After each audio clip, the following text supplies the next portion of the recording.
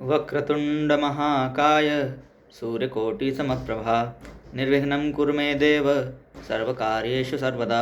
गुरुर्ब्रह्मा गुरुर्विष्णुः गुरुर्देवो महेश्वरः गुरुसाक्षात् परं ब्रह्म तस्मै श्रीगुरवे नमः।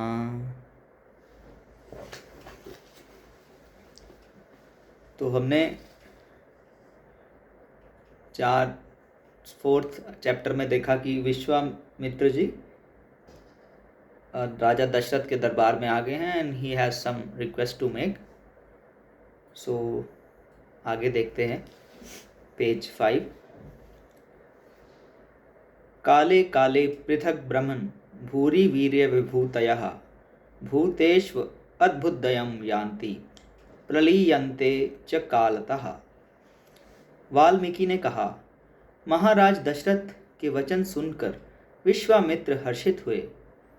अयोध्या आने का अपना प्रयोजन व्यक्त करते हुए विश्वामित्र कहने लगे, मैं अपने धार्मिक अनुष्ठान की सफल पूर्णाहुति के लिए आपकी सहायता चाहता हूँ। जब भी मैं यज्ञ करने के लिए बैठता हूँ, खर और दूषण राक्षसों के अनुचर आक्रमण कर देते हैं, यज्ञ का ध्वंस और भूमि को अपवित्र कर देते हैं। धार्मिक अनुष्ठान के लिए किए हुए प्रण के फल स्वरूप मैं उन्हें शाप भी नहीं दे पाता। आप मेरी सहायता कर सकते हैं। आपके पुत्र श्री राम सरलता से इन राक्षसों को ठिकाने लगा सकते हैं। इस सहायता के बदले मैं उन्हें कई वरदान दूंगा जिनसे आपका गौरव और अधिक बढ़ेगा। पुत्र प्रेम आपके कर्तव्य निर्वाह में बाधक नहीं बनना चाहिए। महापुरुषों की दृष्टि में इस लोक में अपने साधनों से बढ़कर कोई और उपहार नहीं होता। आप जिस क्षण हाँ करेंगे उसी क्षण मैं समझ लूँगा कि राक्षस ठिकाने लग गए हैं। मैं इतना जानता हूँ कि राम कौन है। यह बात महर्षि वशिष्ठ भी जानते हैं और आप सभा के सभी संत महात्मा भी जानते हैं। आप कृपया इस संबंध में टाल मटोल न करें और अविलंब राम को मेरे साथ जाने दें।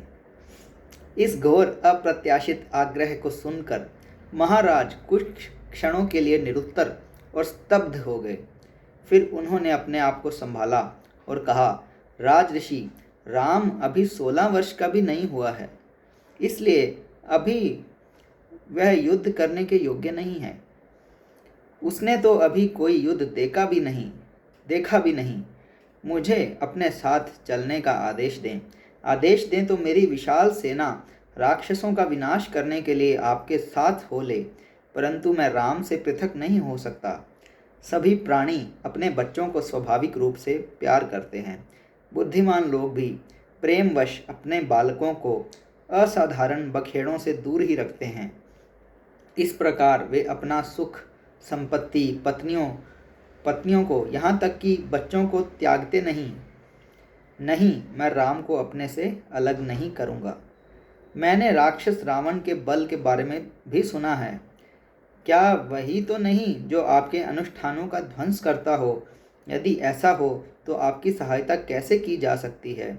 मुझे पता है कि देवता भी उसके आगे असहाय हैं।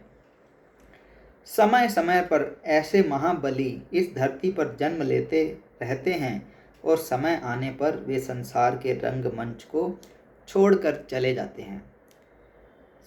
ये इस लाइन का मतलब है, काले काले पृथक ब्रह्मन् भूरि वीर्य विभूतयः भूतेष्व अद्भुतदयं यान्ति प्रलीयन्ते च कालतः।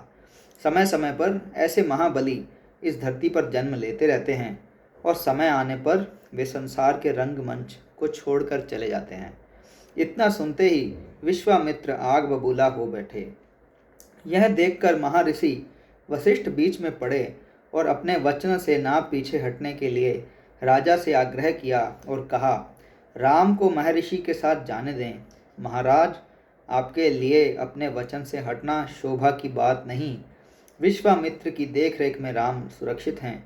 वे अत्यंत शक्तिशाली हैं और उनके पास अगणित अदृश्य प्रक्षेपास्त्र हैं। ये था डे 5।